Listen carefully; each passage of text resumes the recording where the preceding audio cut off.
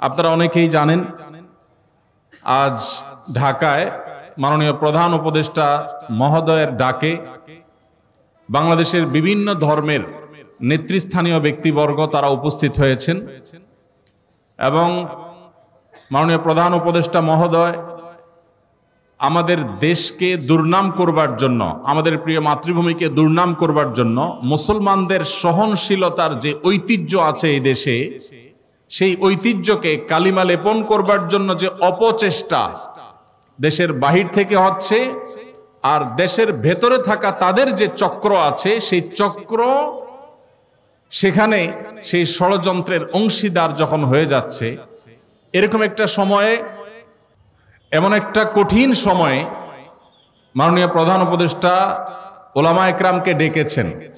এদিকে আমার আজকে আসুন্নাহ ট্রাস্টে আসার কথা বিকাল ৩টায়।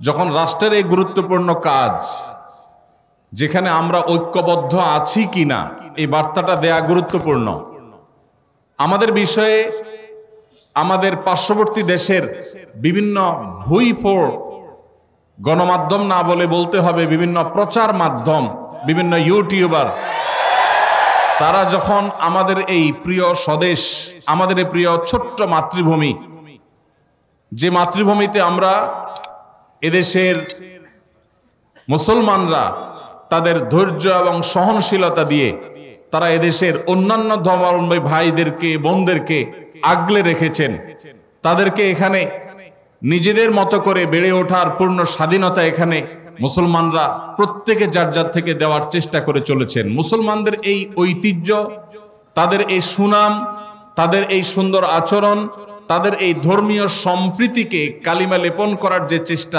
চলছে, সেই চেষ্টাকে নস্যাৎ করবার জন্য, সে অপচেষ্টাকে নস্যাৎ করবার জন্য এবং মুসলমানদের মধ্যে যে উদারতা রয়েছে অন্যান্য ধর্মাবলম্বীদের ব্যাপারে, সে বিষয়ে বার্তা দেবার জন্য, অন্য ধর্মাবলম্বী যারা এই দেশে আছেন তারা যে আসলে ভালো আছেন, তাদের ব্যাপারে যে প্রপাগান্ডা চালানো হয় সেগুলো যে মিথ্যা এবং গুজব, সে বিষয়ে তাদের মতামত গ্রহণ করবার জন্য আজ আমরা একত্র হয়েছি।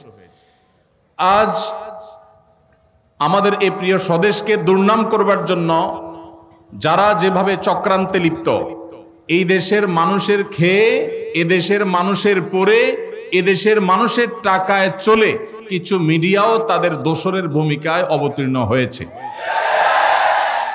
এই দুষ্ট চক্র যারা আমাদের এই ঐক্যবদ্ধ বাংলাদেশকে বিভক্ত করতে চায়, দুর্নাম করতে চায়, তাদের সে অপচেষ্টাকে নস্যাৎ করবার জন্য আমরা এদেশের মানুষ বিভিন্ন বিষয়ে, আপনার সাথে আমার মতামত পার্থক্য থাকতে পারে, ভিন্নমত থাকতে পারে, কিন্তু আমাদের দেশের স্বাধীনতা, সার্বভৌমত্ব, আমাদের দেশের জাতীয় স্বার্থ রক্ষার ক্ষেত্রে আমরা সবাই ঐক্যবদ্ধ। এই বার্তাটি দেওয়ার জন্য আজ তিনি আমাদের ডেকেছিলেন, সেখানে আমরা একত্র হয়েছি এবং সেই কারণেই আমার আসলে এখানে আসতে একটু দেরি হয়েছে। তো ডক্টর খন্দকার আব্দুল্লাহ জাহাঙ্গীর রহমাহুল্লাহর কথা মনে পড়েছে আমার, এই যখনই ঐক্যবদ্ধ জাতি গঠন করার প্রশ্ন উঠেছে তখনই মনে পড়েছে স্যারকে, এই জন্য যে আজ থেকে 15 বছর 20 বছর আগে এই দেশে ঐক্যের যে ডাক, আলেম সমাজের মধ্যে সবচেয়ে কার্যকর ঐক্যের ডাক যিনি দিয়েছিলেন, সেই মানুষটির নাম হলো ডক্টর খন্দকার আব্দুল্লাহ জাহাঙ্গীর রহমাহুল্লাহ। স্যার যখন ঐক্যের কথা বলেছেন, তিনি যখন ইত্তেহাদ মাআল ইখতিলাফ, তার সেই প্রসিদ্ধ উক্তি ইত্তেহাদ মাআল ইখতিলাফ, বৈচিত্র্যময় ঐক্য, আপনার সাথে আমার 10টা বিষয়ে মত পার্থক্য আছে, কিন্তু 100টা বিষয়ে আমরা একমত আছি। যে বিষয়ে একমত আছি ওই বিষয়ে আমরা একযোগে কাজ করি, ভিন্ন মত রেখেও আমরা একসাথে চলতে পারি। এই চিন্তা, এই দর্শন ডক্টর আব্দুল কাদের জাহাঙ্গীর রহমাহুল্লাহ মাহফিলে, সেমিনারে, ইউনিভার্সিটিতে, ক্লাসে, বই পুস্তকে, তার লিফলেটে তিনি দিয়ে গেছেন। আজ তার বিদায়ের এত বছর পরও জাতি যখন ঐক্যবদ্ধ হওয়ার প্রয়োজন দেখা দিয়েছে, আমাদের জাতীয় স্বার্থে ভিন্ন ভিন্ন মতের মানুষ হয়েও আমরা যখন ঐক্যবদ্ধ হওয়ার প্রশ্ন এসেছে, তখন ডক্টর খন্দকার আব্দুল্লাহ জাহাঙ্গীর রহমাহুল্লাহর নাম সবার আগে মনে পড়েছে। কারণ এই সেই মানুষ যিনি আমাদের মধ্যকার মত বিরোধগুলোকে কমিয়ে সেগুলোকে সম্মানজনকভাবে সুন্দরতম উপায়ে মতভিন্নতার একটা প্রশংসনীয় জায়গায় আনার চেষ্টা করেছেন। আল্লাহরে বান্দা তার সারা জীবন চেষ্টা করেছেন এ বিষয়ে। আল্লাহ রাব্বুল আলামিন তার কবরকে নূরে নূরান্বিত করে দিন। আল্লাহ রাব্বুল আলামিন স্যারের সমস্ত ভুল ত্রুটি মাফ করে তাকে জান্নাতুল ফেরদাউসের মেহমান হিসেবে কবুল করে নিন।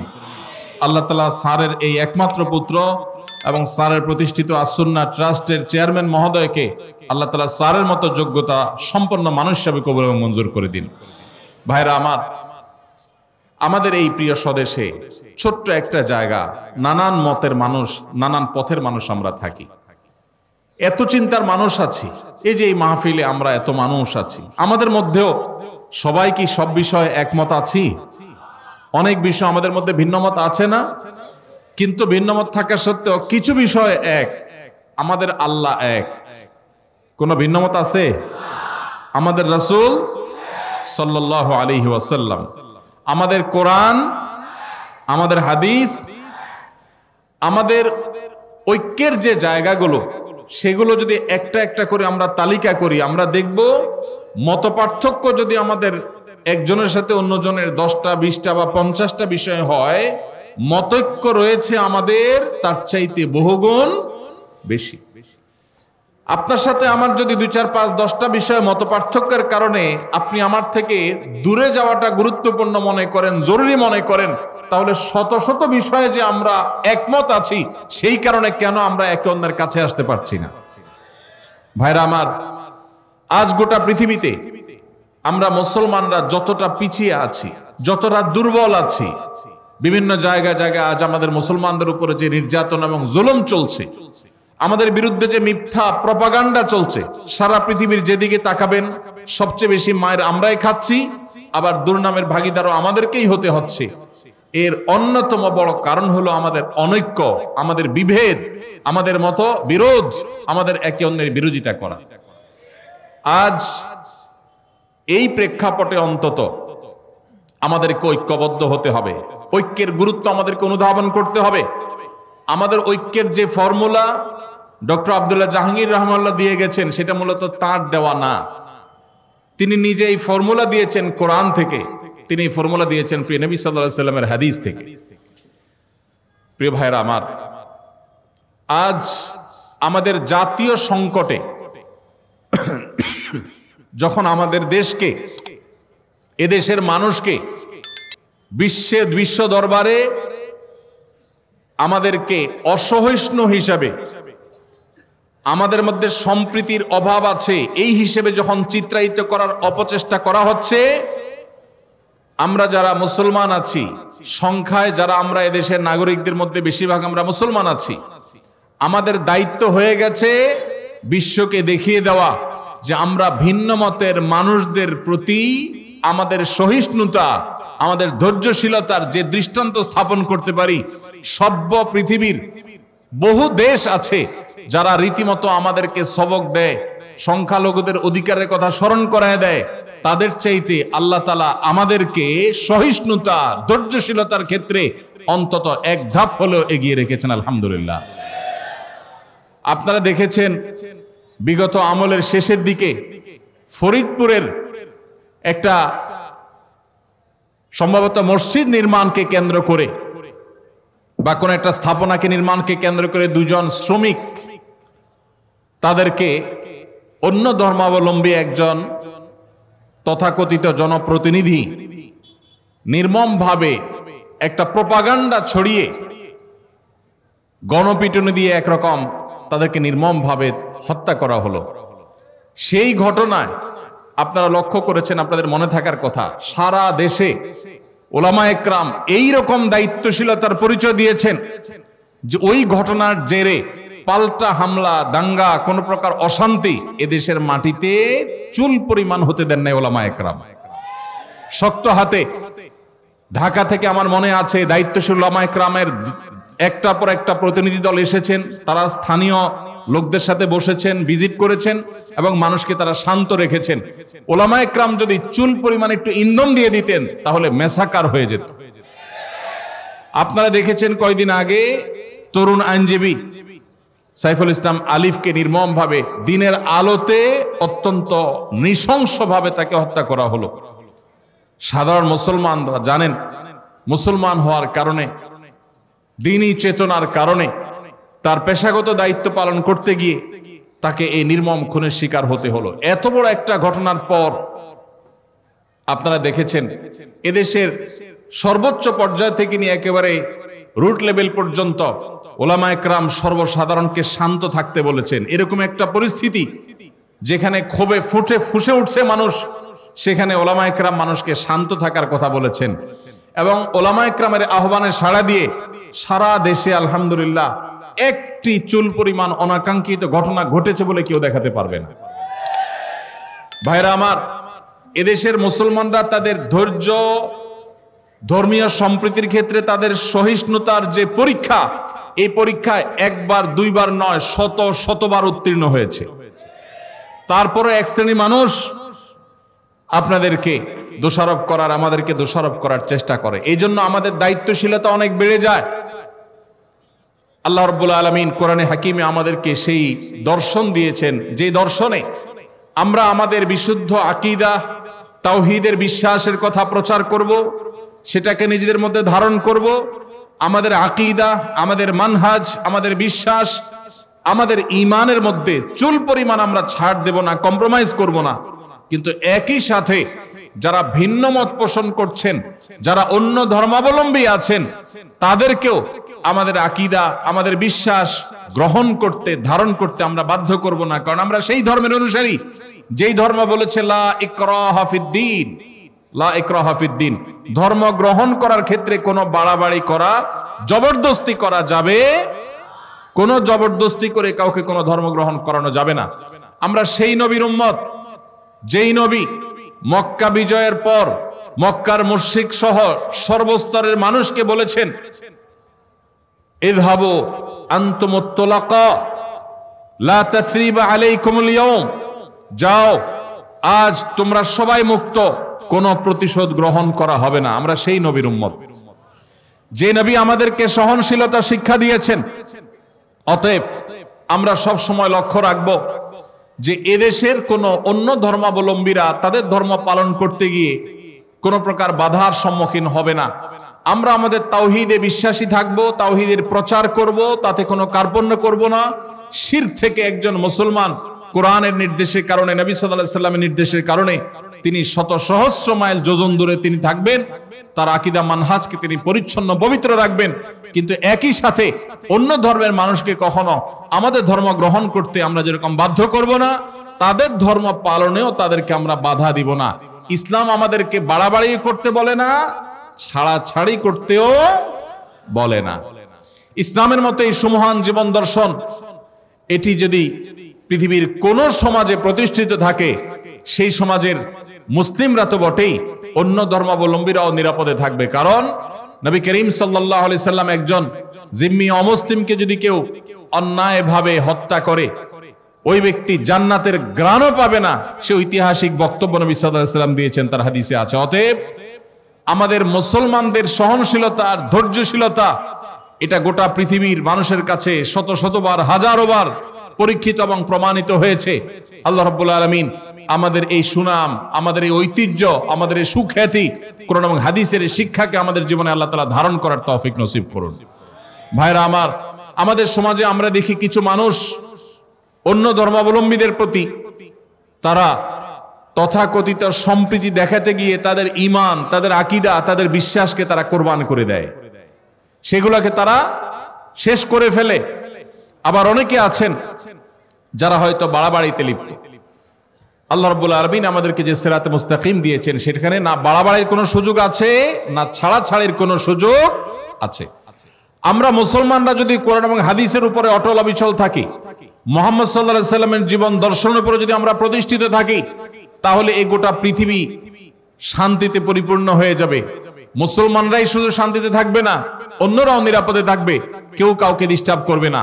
আমরা সেই নবীর উম্মত, যেই নবী মক্কা বিজয়ের পর মক্কার মুশরিকদেরকে ইসলাম গ্রহণ করতে বাধ্য করেননি, জোর করেননি, জবরদস্তি করেননি, মদিনায় আসার পর যখন মদিনা রাষ্ট্র গঠন করেছেন, সেখানকার ইহুদিদেরকেও ইসলাম গ্রহণ করতে বাধ্য করেননি। আমরা সেই দিনের অনুসারী, যে দিন আমাদেরকে সবচেয়ে বেশি সহনশীলতা শিখিয়েছে। আল্লাহ তাআলা আমাদের সবাইকে আমাদের জীবনের সব ক্ষেত্রে এই সহনশীলতাকে ধরে রাখার তৌফিক নসিব করুন।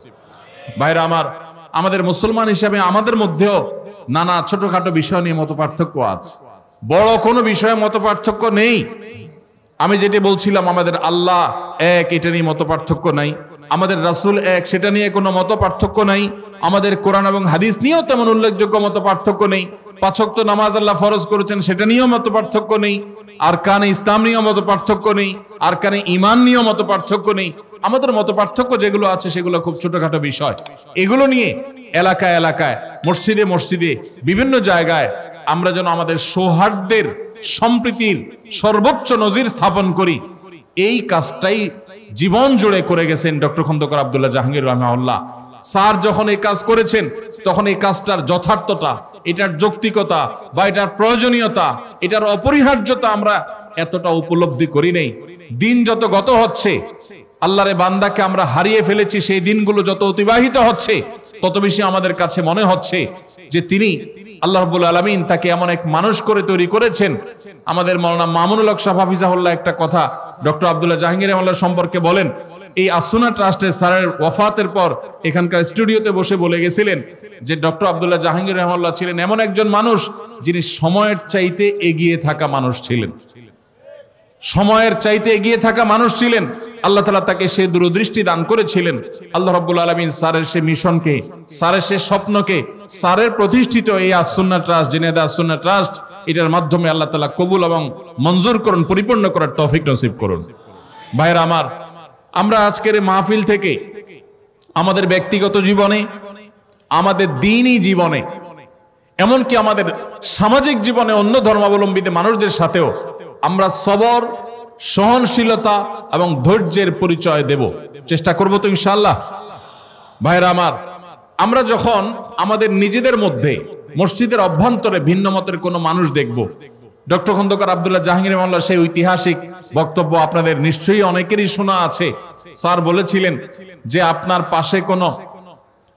পাশে কোনো হারাম ভক্ষণকারী ব্যক্তি, ধূমপানকারী ব্যক্তি, কোন হারামে লিপ্ত ব্যক্তি আপনার পাশে দাঁড়িয়ে মসজিদে নামাজ পড়তে পারে, তাহলে আপনার ভিন্ন মতের মুসলমান ভাই, যার সাথে আপনার মৌলিক সব বিষয়ে এক ঐক্যমত রয়েছে, কিছু কিছু বিষয় মত পার্থক্য রয়েছে, এরকম কোর এবং বড় বড় কবিরা গুনাহ বিষয় মত পার্থক্য নেই, সে ভাইটি আপনার পাশে দাঁড়াতে অসুবিধা কেন?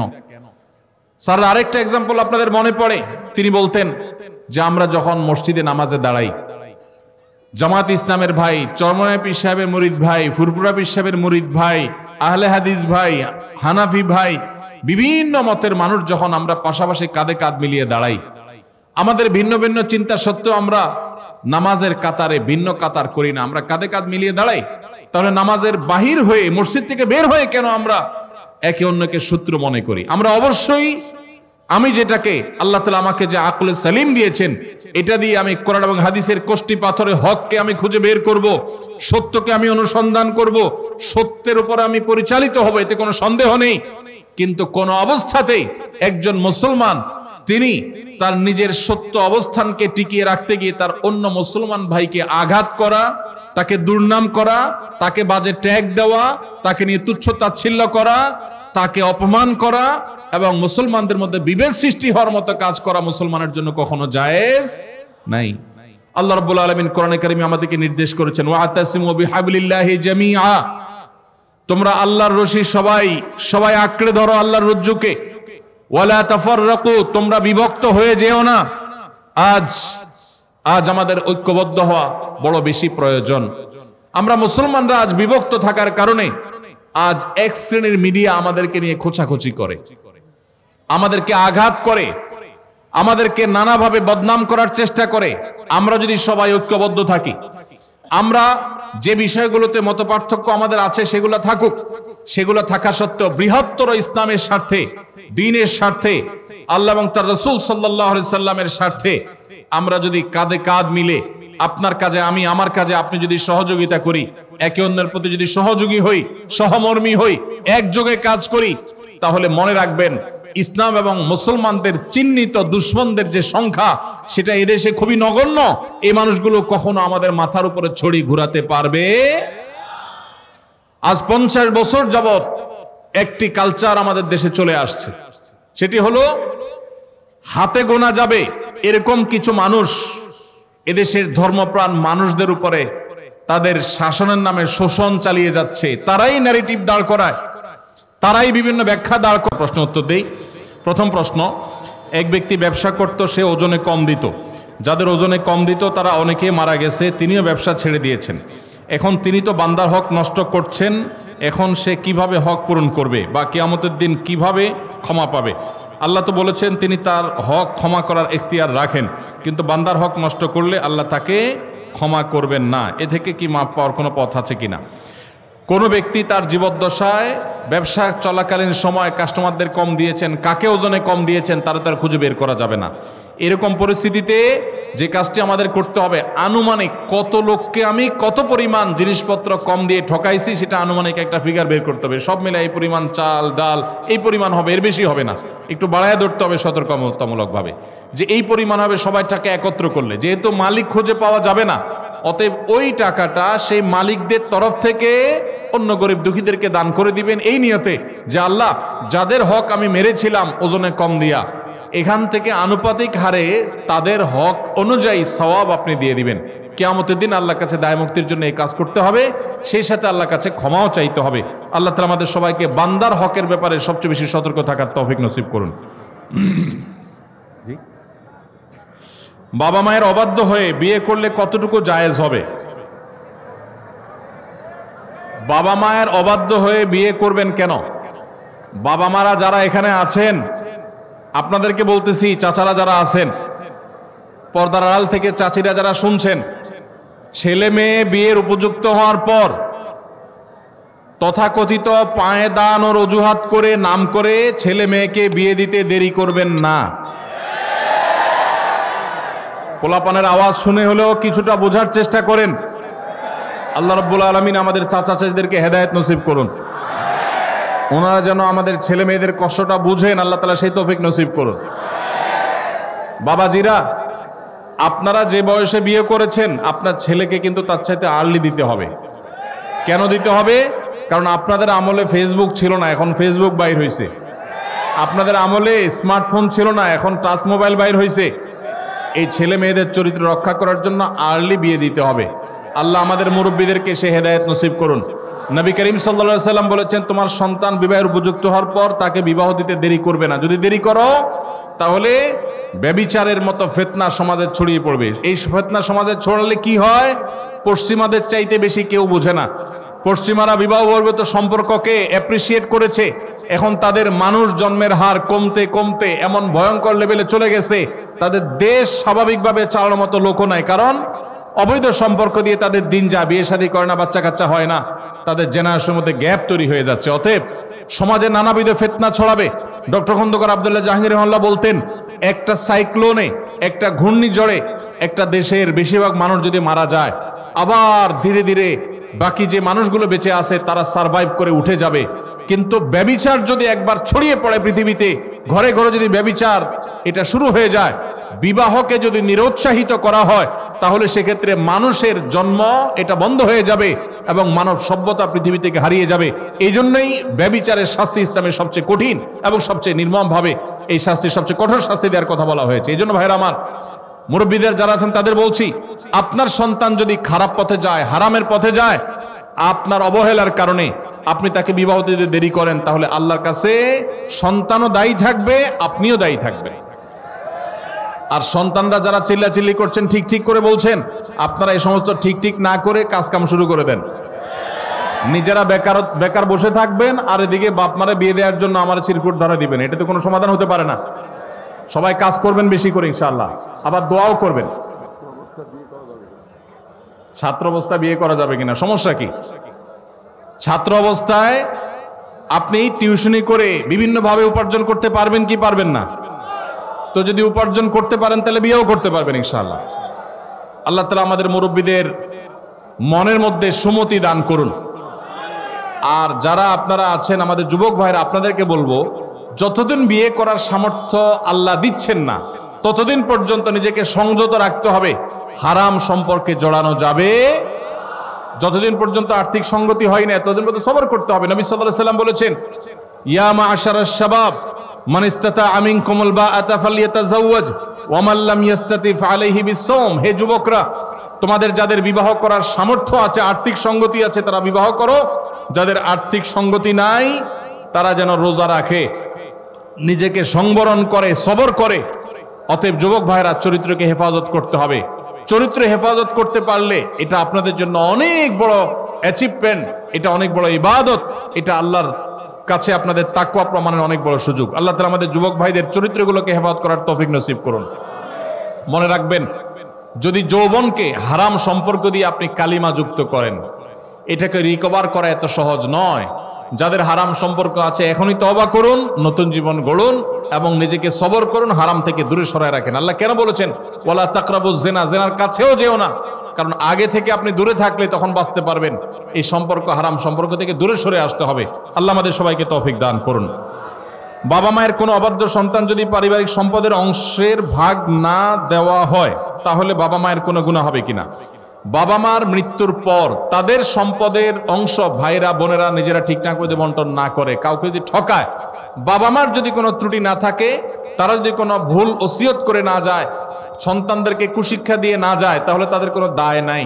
তবে সন্তানরা এরকম উল্টাপাল্টা করবে এরকম যদি আশঙ্কা করে, তাহলে জীবদ্দশায় বাবা মার উচিত ওসিয়ত করা যে বাবা আমার মৃত্যুর পর তোমরা ভাইরা বোনেরা কিন্তু শরিয়ার নির্দেশনা অনুযায়ী, কোরআন নির্দেশনা অনুযায়ী বন্টন করবা, খবরদার এটা হেরফের করবা না, ওসিয়ত করে যাবে। ওসিয়ত করার পরও যদি সন্তানরা উল্টাপাল্টা করে, বাপমার আর কোনো দায় থাকবে না। আমরা যারা এখানে আসছি, অনেকে ওয়াজ শুনেন, মাহফিলে আসেন, অনেকে মাশাআল্লাহ ভালো ভালো কাজ করেন, নামাজ কালামও পড়েন, কিন্তু বাবার সম্পদে, মায়ের সম্পদে, ভাইয়ের এবং বোনের যে হক আছে সেটা পাই পাই করে হিসাব করে বুঝে দেন না। সবাই বুঝে দিবেন তো ইনশাআল্লাহ? এরপরে প্রশ্ন হলো, আল্লাহ যে আছে এর দলিল কি? কোরআন হাদিস থেকে দলিল মানব না, কারণ এগুলো তারই কথা।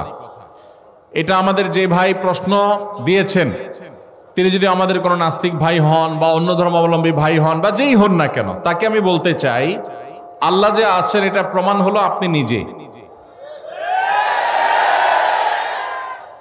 আপনি আপনার লাইফটা কোত্থেকে পাইছেন? নেট থেকে ডাউনলোড করে নিছেন? কি বলেন? আপনি নিজেকে কোত্থেকে পাইছেন? আপনার আব্বা আম্মা আপনাকে নেট থেকে ডাউনলোড করে নিয়ে আসছে?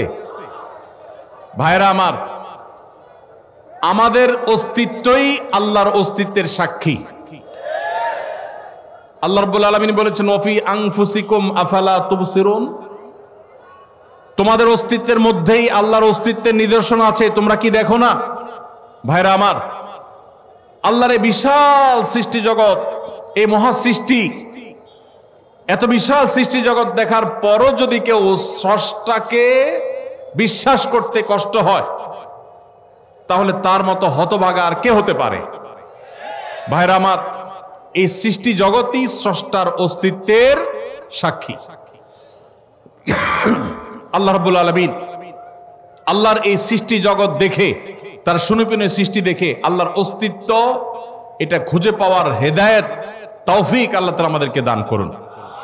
ভাইরা আমার, আমরা যদি আমাদের অস্তিত্বের দিকে তাকাই, আল্লাহ সৃষ্টির দিকে তাকাই, সূরা মুলকে শুরুর আয়াতগুলো যদি অনুবাদ সহকারে আপনি পড়েন, কোরআন জুড়ে আল্লাহ রাব্বুল আলামিন যে বলেছেন, আল্লাহ রাব্বুল আলামিনের সৃষ্টি শৈলী নিয়ে, সেগুলো যদি আপনি অধ্যয়ন করেন, পড়েন, তাহলে দিনের আলো মতো পরিষ্কার হবে যে আল্লাহ রাব্বুল আলামিনের অস্তিত্ব এটা ওয়াজিবুল উজুদ, এটার অস্তিত্বহীনতা কখনো কল্পনা করা যায় না।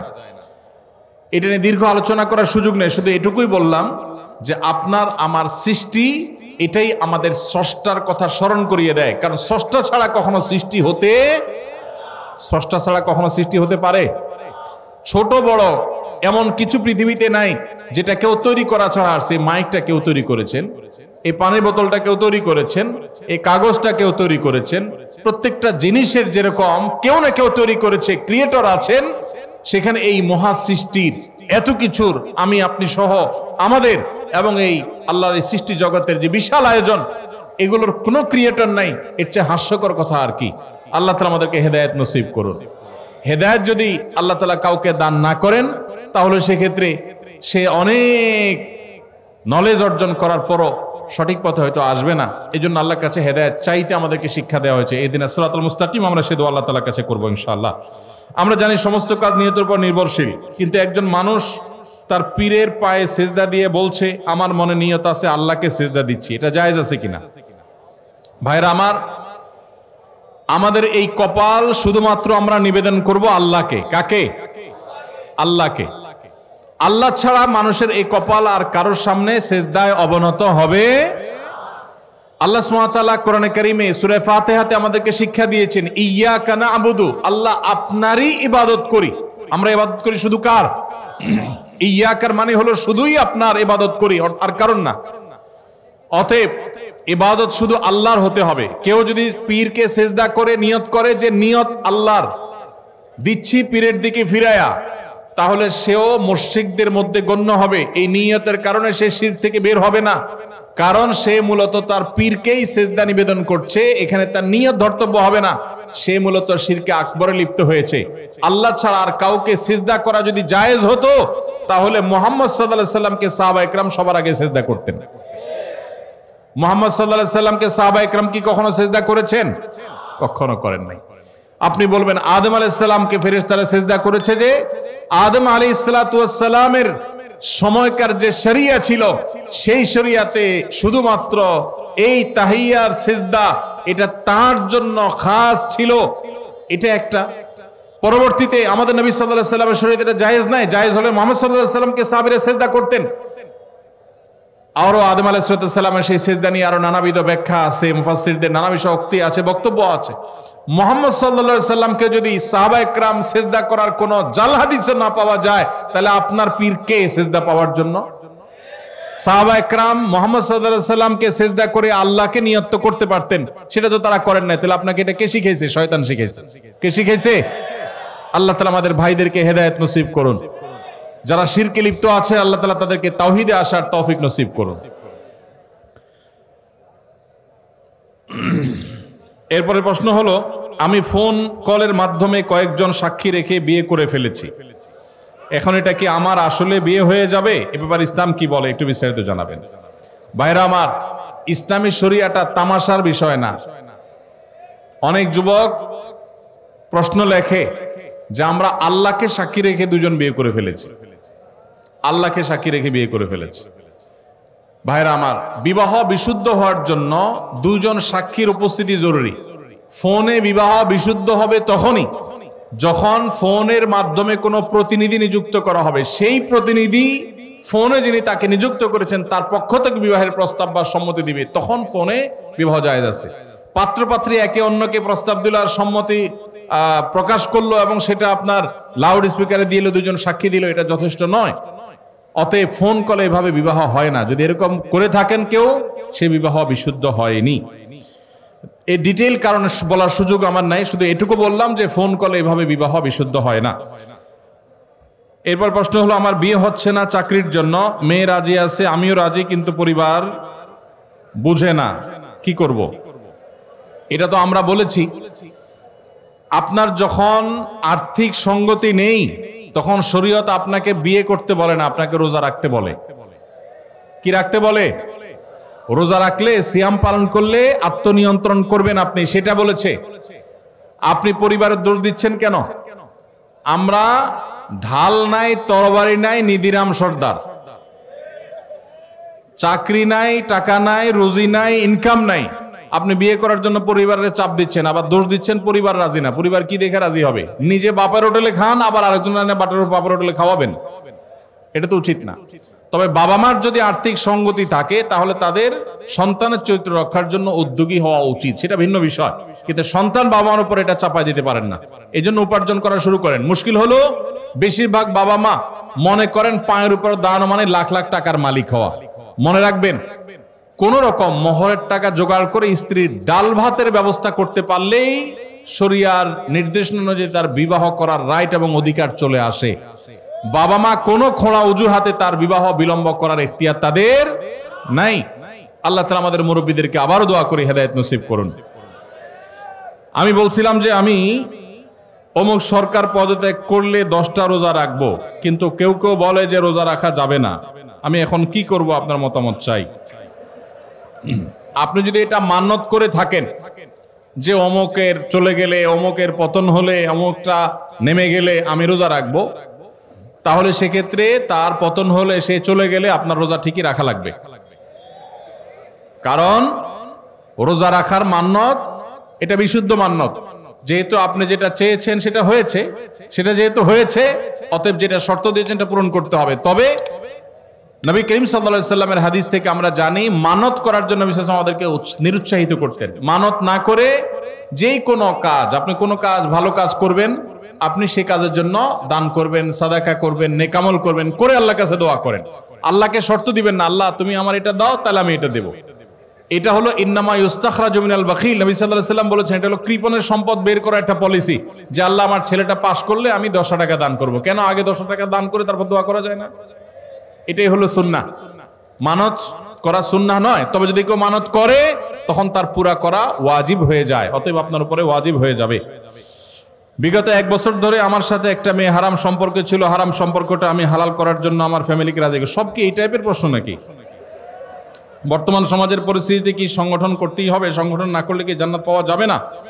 ভাইরা আমার, দ্বীনের কাজ করার জন্য সুশৃঙ্খল উপায়ে সুসংগঠিতভাবে কাজ করলে অনেক ভালো এবং ইফেক্টিভ কাজ করা যায়। একা একা বিশৃঙ্খলভাবে কাজ করলে সেটা এত সুন্দরভাবে করা যায় না। অতএব দ্বীনের কাজ, দাওয়াতের কাজ করার জন্য সুসংগঠিত কোনো উপায় যদি অবলম্বন করেন সেটা অনেক ভালো। কিন্তু সেই সুসংগঠিত উপায় অবলম্বন করতে গিয়ে ওইটাকেই যদি আবার দ্বীনের এমন অংশ বানিয়ে নেন যে এটার বাইরে যা আছে সেগুলোকে আপনি ডিসকারেজ করা শুরু করে দেন, ইসলাম থেকে খারিজ করা শুরু করে দেন, তখন সেটা কিন্তু বাড়াবাড়ি হবে এবং গোমরাহি হবে। সুসংগঠিত উপায়ে থাকায় কাজ করা এটা ভালো। এই জন্য আপনি কোনো সংগঠনের অধীনে থেকে, কোনো চেইনের অধীনে থেকে আপনি দাওয়াতি কাজ করলে সেটা প্রশংসনীয়, অবশ্যই দোষণীয় না। একাকী করার চাইতে সেটা অনেক বেশি ফলপ্রসূ হয়। কিন্তু এর মানে এই না যে সেটা একা একা কেউ করতে পারবে না। কেউ যদি একা একা তার দায়িত্ব পালন করার চেষ্টা করে, দাওয়াতি কাজ করার চেষ্টা করে, তার জন্য জায়েজ আছে।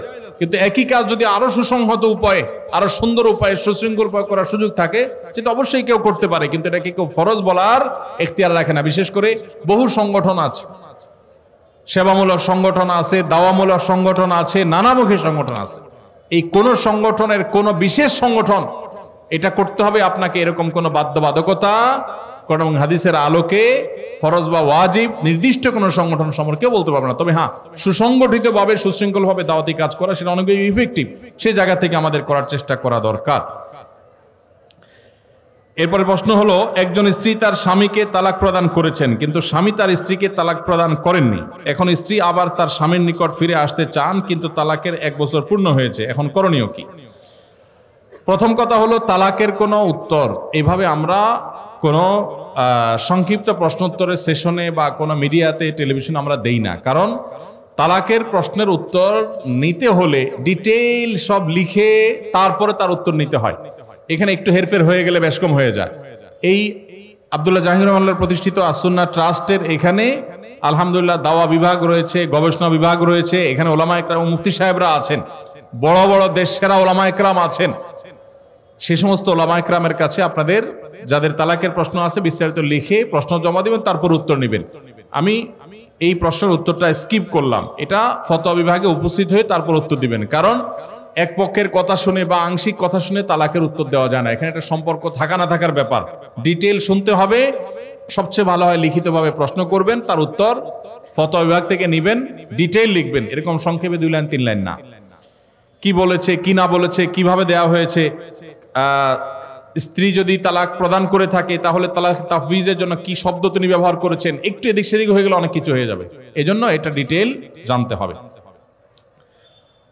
আমি সোহাগ বিন ইসলাম আগে একটা সুদী ব্যাংকে চাকরি করতাম, কিন্তু আপনার লেকচার শুনে তাকওয়া বৃদ্ধি পায় এবং সেই চাকরি ছেড়ে দেই। আমার বাবা মার সবাই, এমনকি স্ত্রীও চাকরি ছাড়তে নিষেধ করেন। আমি তাদের বুঝাই যে আল্লাহ রিজিকের ব্যবস্থা করে দিবেন। এখন আমি একটা মসজিদে খুতবা দেই, আলহামদুলিল্লাহ। এখন আমার প্রশ্ন হলো, আমি যে টাকাটা পেয়েছি চাকরি ছাড়ার পর, সেটা বিধান কি? যে ভাই প্রশ্ন লিখেছেন তাকে আমি স্যালিউট জানাই, সাধুবাদ জানাই এবং তাকে আমি মোবারকবাদ জানাই। আল্লাহ তাআলা আমার এই ভাইয়ের তার যে হারাম ছেড়েছেন, তার যে স্যাক্রিফাইস করেছেন, এটা তার পরিবারকে মেনে নেওয়ার, সবর করার তৌফিক আল্লাহ তাআলা দান করুন। এবং যেটা তিনি ছেড়েছেন আল্লাহ তাআলা তার জন্য তার উত্তম বিকল্প আল্লাহ তাআলা তাকে ব্যবস্থা করে দেন।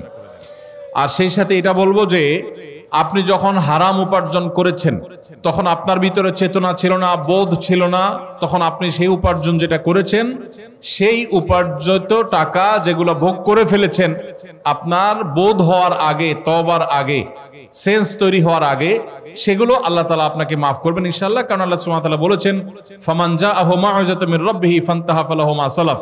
কেউ যদি আল্লাহর নসিহা, উপদেশ আসার আগে এরকম কোন সুদি কারবার করে থাকে তাহলে আল্লাহ তাআলা সেটা তাকে মাফ করবেন। তবে আপনার তওবার পর আপনি হারাম এবং হালালের এই যে উপলব্ধি, এই সেন্স যখন এসেছে, তারপর যদি আপনার কাছে কোনো হারাম উপার্জিত টাকা আসে তো সেটা আপনি গ্রহণ করবেন না, সেটা আপনার জন্য ভোগ করা জায়েজ হবে না। এখানে আপনি কোন টাকা এসেছে, কিভাবে এসেছে, কখন এসেছে, সেটা এই প্রশ্নের মধ্যে আমরা দুইটা পার্ট করে দিয়েছি। আগে ভোগ করে থাকলে সেটা জায়েজ, সেটা আল্লাহ তাআলা মাফ করবেন, জায়েজ বলতে মাফ করবেন ইনশাআল্লাহ, আশা করা যায় আপনার তওবার কারণে। আর পরে যদি এসে থাকে আগের হারাম টাকাই পরে আসছে তওবার পরে, তাহলে এখন আর এটা গ্রহণ করবেন না, এটা আপনার জন্য জায়েজ হবে না। মৃত ব্যক্তির মুখ থেকে লালা নির্গত হয়, তা যদি কোনো জীবিত ব্যক্তির শরীর অথবা কাপড়ে লেগে যায় তাহলে তার হুকুম কি? মানুষের লালা যেহেতু নাপাক না, মৃত ব্যক্তির পরিষ্কার লালা, সেখানে কোনো নাপাক কিছু নেই, খারাপ কিছু নেই, জাস্ট লালা লেগেছে, এটা জীবিত ব্যক্তির পোশাকে কাপড়ে লাগলে নাপাক হবে না ইনশাআল্লাহ। এরপর প্রশ্ন হলো, মৃত ব্যক্তির গোসলের পর যদি নাপাকি বের হয় তাহলে মৃত ব্যক্তির শরীর নাপাক হবে কিনা? গোসলের সময় এই জন্য পেট চাপ দিয়ে, হালকা মৃদু চাপ দিয়ে কোনো নাপাক যদি বের হওয়ার মতো থাকে সেটা বের হওয়ার ব্যবস্থা করে দিতে হয়। এরপরও যদি পরবর্তীতে বের হয়ে যায় তাহলে নতুন করে আর গোসল দিতে হবে না, তবে নাপাক সরিয়ে যথাসম্ভব পবিত্র পরিচ্ছন্ন করে তারপরে কাফন দাফনের ব্যবস্থা করবেন। এরপরে প্রশ্ন হলো, বিবাহ তালাক হওয়ার পর সেই বউ নেওয়ার বিধান কি? তালাকের পর স্ত্রীকে যদি কেউ ফেরত নিতে চান তাহলে সেক্ষেত্রে তালাকটা যদি ফেরত নেয়ার মতো তালাক দেয় তাহলে ফেরত নেওয়া যাবে। আমি একটা কথা প্রায় বলি, বিবাহ বিচ্ছেদের পর, তালাকের পর 15 বছর 20 বছর পরেও যদি আবার স্বামী স্ত্রী একসাথে থাকতে চান, সুযোগ আছে যদি তালাক দেওয়ার সময় সেভাবে তালাক দেন।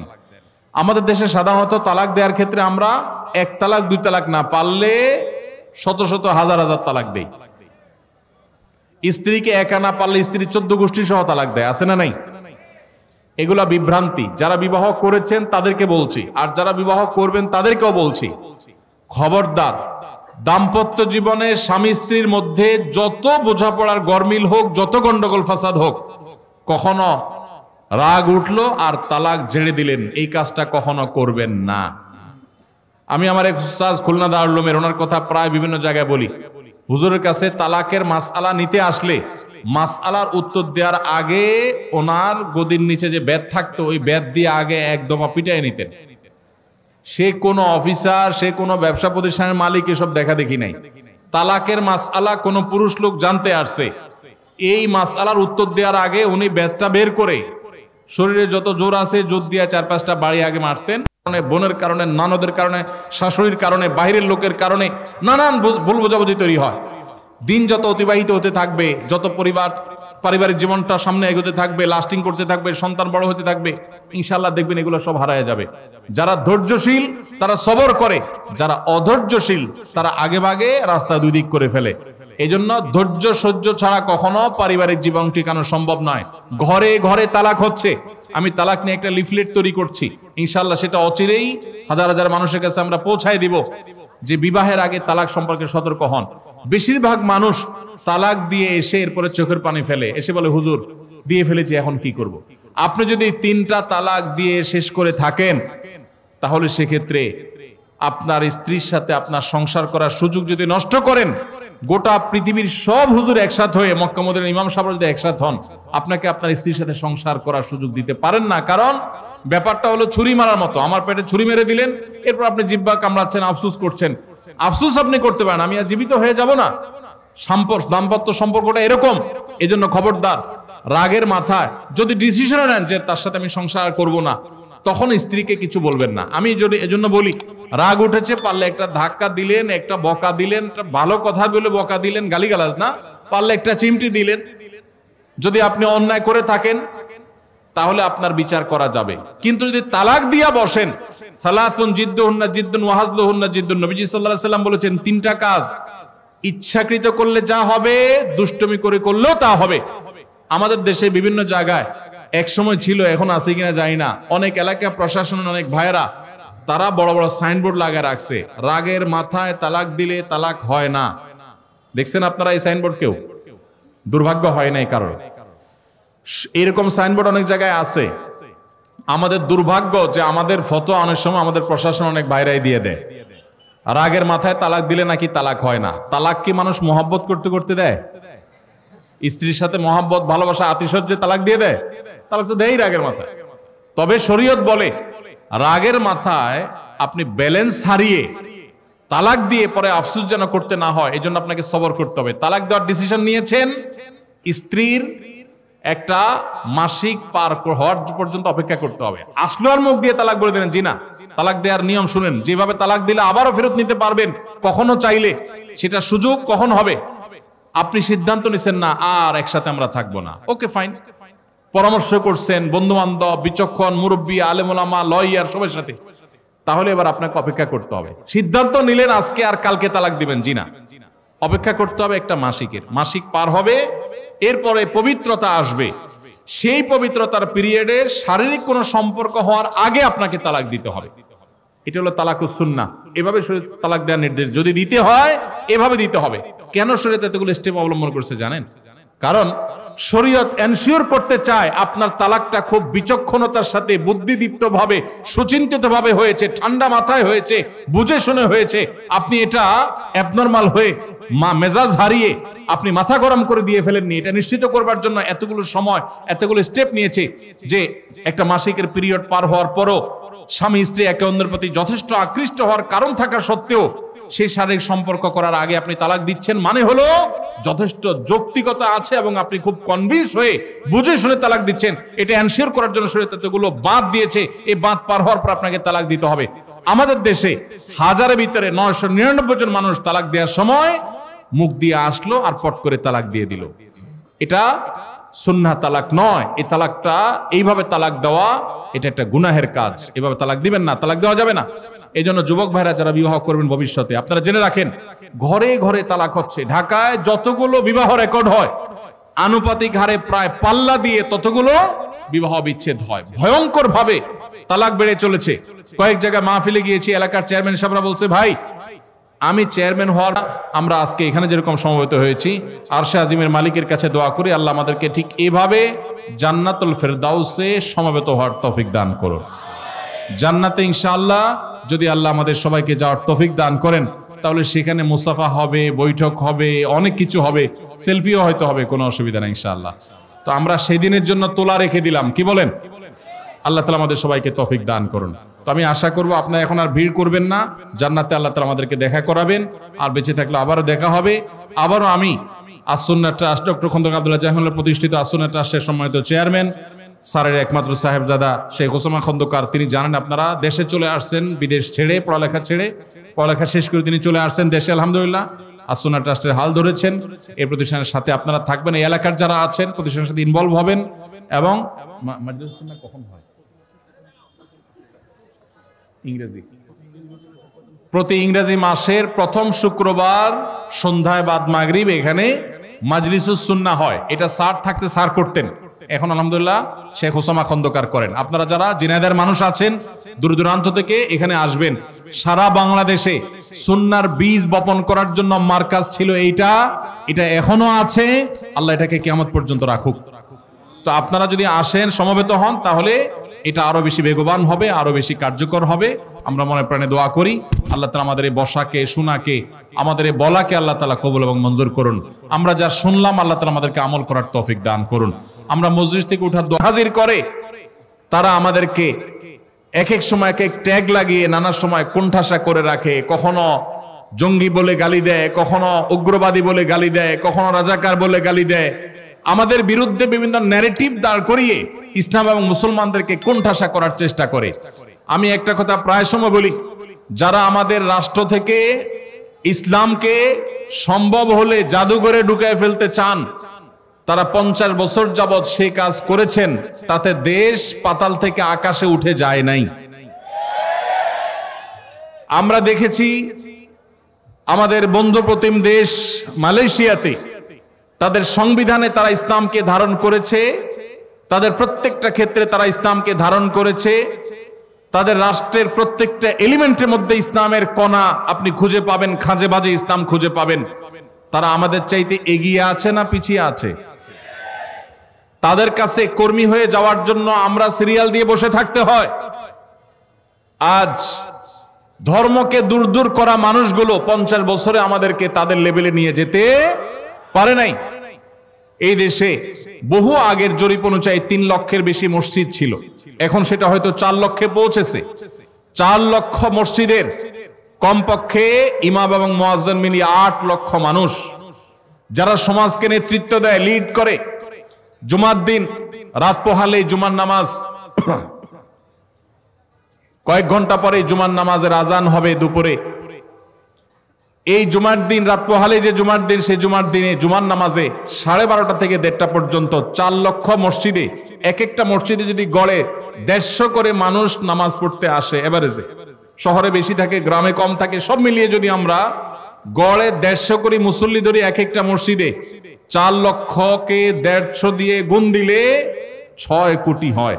6 কোটি মানুষ 12:30 থেকে 1:30 এই টাইমে, পুরো সপ্তাহের সবচাইতে ফ্রেশ টাইমটা, যে টাইমটাতে সারা সপ্তাহের সেরা ঘুমটা শুক্রবার সকালে দিয়া, স্কুল নাই, মাদ্রাসা নাই, ব্যবসা বাণিজ্য নাই, অফিস আদালত নাই, সারা সপ্তাহের সবচেয়ে সেরা ঘুমটা দিয়া, এরপরে সবচেয়ে ভালো ফ্রেশ করে গোসলটা করে, মনে করে জামা পরে, সুগন্ধি ব্যবহার করে, তাদের সারা সপ্তাহের সবচেয়ে সোনালী সময়টা, সবচেয়ে রিফ্রেশড যে সময়টাতে আছেন, সেই সময়টাতে তারা মিম্বরে ইমাম সাহেবদের মুখের দিকে, খতিব সাহেবদের মুখের দিকে তাকিয়ে থাকেন। বাংলাদেশের সমস্ত টেলিভিশন চ্যানেল, সমস্ত মিডিয়া, সমস্ত রেডিও চ্যানেল একযোগে যত দর্শক, যত শ্রোতা দেখে বা শুনে, শুধু মসজিদের মিম্বর থেকে জুমার দিনে 12:30 থেকে 1:30 এই সময় 6 কোটি মানুষ যে দেখে, সবগুলো মিডিয়া মিলেও কখনো সারা সপ্তাহে এত বেশি সংখ্যক মানুষ তারা মিডিয়াগুলো দেখে না, বা মিডিয়াগুলো তাদেরকে রিচ করতে পারে না। এই যে বিপুল জনগোষ্ঠীকে প্রতি সপ্তাহে একদিন 1 ঘন্টা ইমাম খতিবরা অ্যাড্রেস করতে পারেন, এই ইমাম খতিবদেরকে যদি রাষ্ট্র অন করে, তাদেরকে যদি রাষ্ট্র টেনে আনে, এবং রাষ্ট্র যদি তাদেরকে অ্যাক্সেস দেয়, তাদেরকে যদি রাষ্ট্র গঠনে মৌলিক ভূমিকা পালন করবার সুযোগ দেয়, তাহলে ধর্মপ্রাণ মুসলমানদের এই দেশ স্বর্ণ হতে বেশি দেরি হবে না ইনশাআল্লাহ তাআলা। ওলামা একরামকে তাদের দায়িত্বটা যদি সঠিকভাবে পালন করতে দেওয়া হয়, এই দেশ থেকে দুর্নীতি জাদুঘরে চলে যাবে ইনশাআল্লাহ। আমরা আশা করব যে নতুন বাংলাদেশে আমরা যে বৈষম্যের শিকার, সংখ্যায় বেশি হয়েও মুসলমানরা আমরা কোণঠাসা, পত্রিকার পাতা খুললে মনে হবে আমরা সবচেয়ে বেশি দোষী, টেলিভিশনের দিকে তাকালে মনে হবে, নিউজের দিকে তাকালে মনে হবে যে আমাদের মুসলমানদেরই দোষ সবচাইতে বেশি। অথচ এই দেশে এই গত কিছুদিন আগে আপনারা দেখেছেন যে দুর্গা পূজার সময় এবং বিভিন্ন সময় 5ই আগস্টে আপনারা দেখেছেন শত শত হাজার হাজার মাদ্রাসার ছেলেরা মসজিদ থেকে, আমার মুসল্লি ভাইয়েরা, তারা বের হয়ে মন্দিরগুলো পর্যন্ত পাহারা দিয়েছেন। এত সহনশীলতা থাকা সত্ত্বেও আমাদেরকে যারা দুর্নাম করার চেষ্টা করে, এই শত্রুদের আমাদেরকে চিনে রাখতে হবে এবং এদের শত্রুতার ব্যাপারে আমাদেরকে সতর্ক থাকতে হবে। সীসা ঢালা প্রাচীরের মতো ঐক্য আমাদের মধ্যে গড়ে তুলতে হবে। আমাদের এই দেশকে কোনোভাবে আমরা দুর্নাম করার কোনো সুযোগ কাউকে দিতে চাই না। এজন্য আমরা ঐক্যবদ্ধ থাকবো ইনশাআল্লাহ। সবাই চেষ্টা করবো তো ইনশাআল্লাহ। আমরা মুসলমানরা আমাদের নিজেদের মত পার্থক্যগুলোকে মত বিরোধের পর্যায়ে নিয়ে যাব না, ঝগড়াঝাটি পর্যায়ে নিয়ে যাব না, আমরা সহনশীল থাকার চেষ্টা করব। ভাইরা আমার, মাসআলাগত বিষয়ে সাহাবায়ে কেরামের মধ্যেও ভিন্ন মত ছিল। মাসআলাগত বিষয়ে সাহাবায়ে কেরামের মধ্যে ইখতিলাফ ছিল, মতের ভিন্নতা ছিল, কিন্তু সেটা কখনো মতবিরোধের পর্যায়ে যায় নাই, সেটা কখনো দৃষ্টিকটু পর্যায়ে যায় নাই, সেটা কখনো আমাদের মতো গন্ডগোল ফাসাদ, একজন আরেকজনকে ব্লেম করার মতো পর্যায়ে যায় নাই। আমরা সেই সাহাবীদের সন্তান, অতএব আমরা আমাদের মসজিদগুলোকে, আমাদের মাদ্রাসাগুলোকে, আমাদের দ্বীনি অঙ্গনগুলোকে সহনশীলতা দিয়ে সাজাবো। চেষ্টা করবো তো ইনশাআল্লাহ। আল্লাহ আমাদের সবাইকে সহনশীল থাকার তৌফিক দান করুন। আর আমাদের সবাইকে অন্য ধর্মাবলম্বীদের ব্যাপারে সহনশীল থাকতে হবে।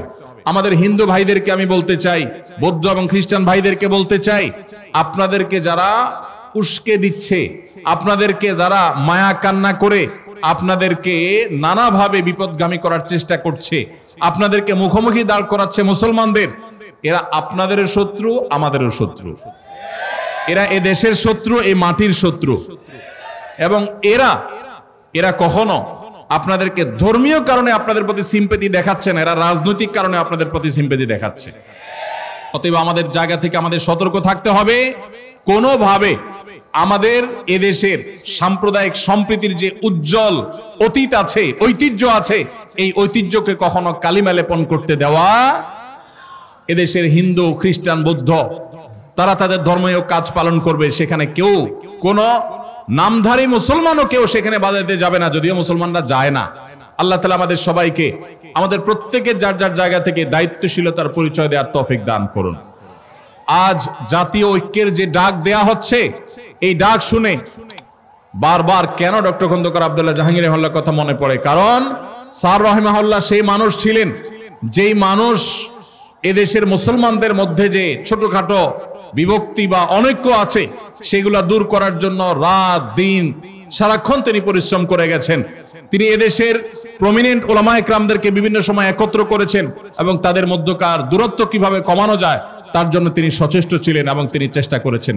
আল্লাহ রাব্বুল আলামিন স্যারের এই কবরকে নূরে নূরান্বিত করে দিন এবং স্যারের এই প্রতিষ্ঠানকে আল্লাহ রাব্বুল আলামিন ভরপুর কামিয়াব এবং কবুল করবেন, আমিন। ভাইরা আমার, রাত অনেক হয়েছে, আমি খুব বেশি কথা বলবো না, আগেই বলেছি। আপনাদের কিছু প্রশ্ন আছে এবং আমার কিছু আরজি আছে। আমি শুধুমাত্র আমার এই সংক্ষিপ্ত কয়েক মিনিটের বক্তব্যে যে আরজিটা আপনাদের কাছে রাখতে চাই সেটা হলো, আমাদেরকে সবর এবং ধৈর্যের পরীক্ষা উত্তীর্ণ হইতে হবে। ধর্মীয় কারণেও যদি আপনি ধৈর্য হারা হয়ে যান, সওয়াবের পরিবর্তে গুনাহগার আপনি হবেন। আর যদি আপনি ধৈর্য ধারণ করতে পারেন, নিজেকে সংবরণ করতে পারেন, সহনশীল হইতে পারেন, তো মনে রাখবেন আল্লাহ রাব্বুল আলামিন কোরআনে কারীমে বলেছেন, ইন্নামা ইউওয়াফাস সাবিরুনা আজরাহুম বিগাইরি হিসাব। যারা ধৈর্যশীল তাদের হিসেব ছাড়া আল্লাহ রাব্বুল আলামিন বিনিময় দিবেন। কি ছাড়া বিনিময় দিবেন? হিসেব ছাড়া বিনিময় দিবেন। আল্লাহ রাব্বুল আলামিন আমাদের সবাইকে ধৈর্যের সর্বোচ্চ পরাকাষ্ঠা প্রদর্শন করার তৌফিক দান করুন। সবাই চেষ্টা করব তো ইনশাআল্লাহ। ভাইরা আমার, ডক্টর খন্দকার আব্দুল্লাহ জাহাঙ্গীর রহমাহুল্লাহর এই যে প্রতিষ্ঠান আস-সুন্নাহ ট্রাস্ট ঝিনাইদহ, এই ঝিনাইদহে যে সমস্ত বিভাগগুলো এখনো পর্যন্ত পরিচালিত হয় অনেকে জানেন না। আমি আস্তে আস্তে আমার বড় ভাই আদ-দ্বীনের কর্ণধার এবং আকিজ পরিবারের অন্যতম সদস্য, বরং আকিজ পরিবারের গুরুত্বপূর্ণ ব্যক্তিত্ব তথা চেয়ারম্যান, তাকে বলছিলাম আস্তে আস্তে যে এখানকার যে নুরানি বিভাগ আছে, এই বিভাগটাতে আমার বেশ কয়েকবার ঘুরে ঘুরে দেখার সুযোগ হয়েছে। বাংলাদেশে কয়েকটা নুরানি বিভাগকে যদি মডেল ধরা যায়, তো ডক্টর খন্দকার আব্দুল্লাহ জাহাঙ্গীর রহমাহুল্লাহ প্রতিষ্ঠিত আস-সুন্নাহ ট্রাস্টের নুরানি মডেল তার মধ্যে থেকে একটা।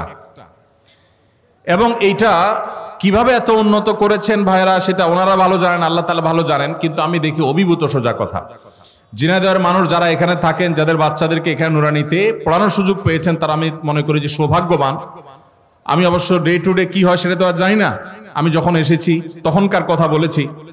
এখানে নুরানি বিভাগের শিক্ষার্থী প্লেতে 157 জন, শিশু শ্রেণীতে 191 জন, প্রথম শ্রেণীতে 177 জন, দ্বিতীয়তে 123 জন এবং তৃতীয়তে 59 জন, মোট 707 জন শুধুমাত্র নুরানির বিভাগের শিক্ষার্থী।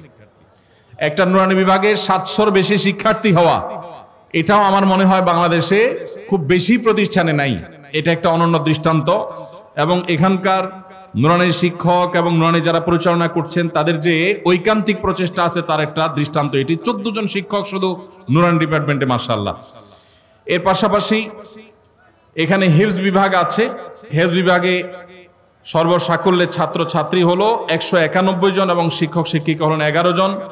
এখানে একটা উন্নত কিতাব বিভাগ আছে, আলেম তৈরির কারখানা আছে। ডক্টর খন্দকার আব্দুল্লাহ জাহাঙ্গীর রহমাহুল্লাহকে আমি একবার বলেছিলাম ঢাকায়, বলেছিলাম স্যার আপনি ঝিনাইদহে পড়ে থাকেন কেন? ঢাকা থাকলে কত কাজ করা যায়। ঢাকায় মিডিয়া সেমিনার, বড় বড় জাতীয় পর্যায়ে কাজগুলো করা যায়। আপনি মফস্বল জেলায় পড়ে আছেন কেন? আমরা মনে করি রাজধানী কেন্দ্রিক কাজ করতে পারলে অনেক ভালো হয়। তো স্যার আমাকে তখন বলেছিলেন, আমার মনে আছে, তিনি বলেছিলেন যে বাবা, সবাই তো ঢাকায় আসে, ঢাকা থেকে তো অনেক কাজই করা যায়, আমি নেড়ার ফকিরের এই এলাকাতে কিছু আলেম তৈরি করতে চাই। এই মাদ্রাসার বীজ যখন তিনি বপন করে গেছেন, তার সেই মাদ্রাসা থেকে দাওরা হাদিস পড়ুয়া ছেলেদেরকে দেখার সুযোগ স্যার পান নাই। কিন্তু আজ সেখান থেকে আলহামদুলিল্লাহ দাওরা হাদিস পাশ করছে ছেলেরা। এখানে যে কিতাব বিভাগ আছে, মাদ্রাসা বিভাগ আছে, মাদায়ে নিসাবের উন্নত একটা মাদ্রাসা আছে, সেখানে আলহামদুলিল্লাহ বালক শাখায় 150 জন এবং বালিকা শাখায় 145 জন ছাত্র ছাত্রী মোট আছে এবং সর্বসাকুল্যে শিক্ষকদের সংখ্যা প্রায় 30। দাওয়া বিভাগ আছে, বিশেষায়িত বিভাগ। বাংলাদেশে দাওয়া বিভাগের জগতে এক নতুন ধারার সূচনা স্যার রহমাউল্লাহ করেছেন। 1 বছর মেয়াদী এই কোর্স, এখানেও 17 জন ছাত্র আছেন। উলুমুল হাদিস বিভাগ আছে, উচ্চতর হাদিস গবেষণা বিভাগ আছে, ফিকহ এবং আকীদা বিভাগ আছে। এবং এছাড়া স্যার রহমাউল্লাহর যে সেবামূলক কার্যক্রম, দাতব্য চিকিৎসা কেন্দ্র, আইটি বিভাগ, আসুন্নাহ ট্রাস্টের কর্তৃক পরিচালিত ভোজঘাট মাদ্রাসা, সেখানে আলাদা একটা প্রতিষ্ঠান, সেখানে 100 জন শিক্ষার্থী আছে। এর বাইরে ত্রাণ কার্যক্রম, এখান থেকে বন্যার্থদের সহায়তা করা হয়েছে। এবার কুমিল্লা, ফেনী, বিভিন্ন জায়গাতে আমরা দেখেছি যে ট্রাস্টের চেয়ারম্যান মহোদয় তিনি গিয়েছেন। এবং মসজিদের যে অবকাঠামোটা, এই মাহফিলের ঠিক পেছনে এখানে স্যারের যে প্রতিষ্ঠিত মসজিদ, সেই মসজিদটাকে নতুন করে নির্মাণ করতে হচ্ছে। ছোট মসজিদ অনেক আগে ছিল, পুরাতন হয়ে গেছে। সেই মসজিদকে নতুন করে নির্মাণ করতে গিয়ে বর্ধিত অংশ 5200 স্কোয়ার ফিট মসজিদ। এই মসজিদের 6টা ফ্লোর দরকার, এর মধ্যে 4টা ফ্লোর হয়েছে, আরো 2টা ফ্লোর করা বাকি আছে। এই ফ্লোরগুলো এখনো করা যাচ্ছে না, এখানে প্রচুর পরিমাণ টাকার প্রয়োজন। আসুন্নাহ ট্রাস্টের এই যে একটা বড় কাজ, ডক্টর খন্দকার আব্দুল্লাহ জাহাঙ্গীর রহমাহুল্লাহ প্রতিষ্ঠিত এই প্রতিষ্ঠান আসুন্নাহ ট্রাস্ট, স্যারের এই প্রতিষ্ঠানে এই মাদ্রাসা, মসজিদ, বিশেষ করে এই মসজিদটার এই প্রকল্পটা সাদকা জারিয়ার অনেক বড় একটা খাত। আমি আপনাদের সবাইকে উদাত্ত আহ্বান করতে চাই, আল্লাহ যাদেরকে তৌফিক দিয়েছেন, স্যারের প্রতিষ্ঠিত এই মসজিদের পশ্চিম পাশেই স্যারের কবর আছে। এই মসজিদে শত শত ছেলেরা, এখানকার মাদ্রাসার ছেলেরা, তারা এখানে নামাজ পড়েন, সালাত আদায় করেন, ইমাম ওস্তাদরা সেখানে নামাজ পড়েন।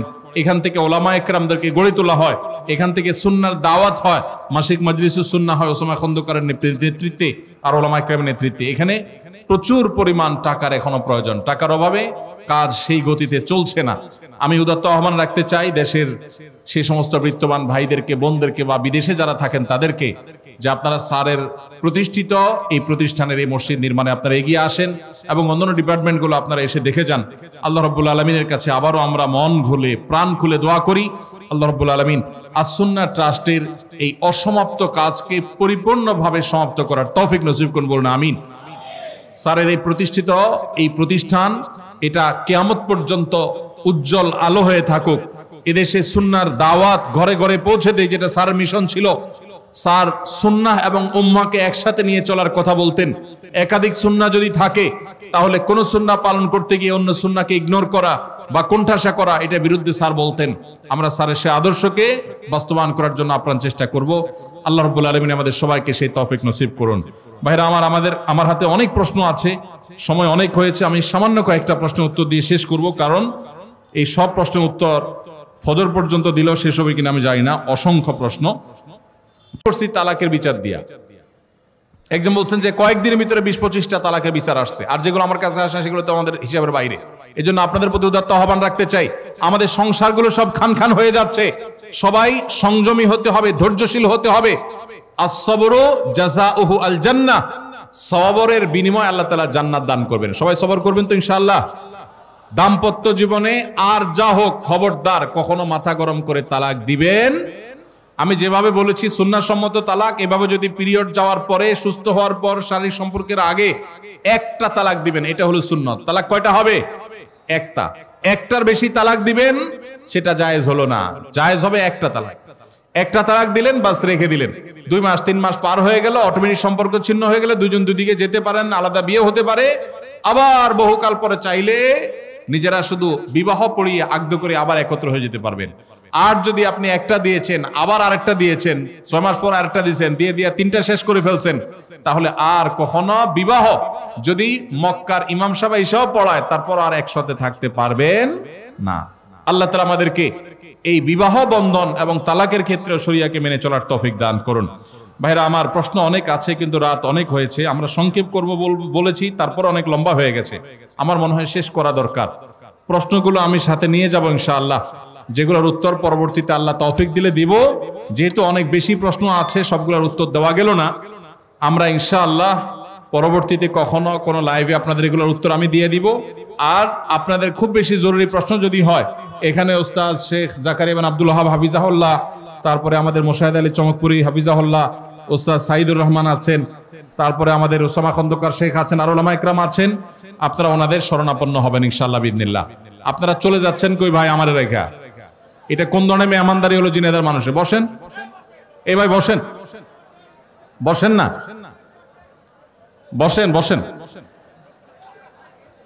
বসেন ভাই। আমরা শেষ করি মজলিসের দোয়া পড়বো তো সুন্দর করে, এটা তো উঠার নিয়ম হলো না। বসেন।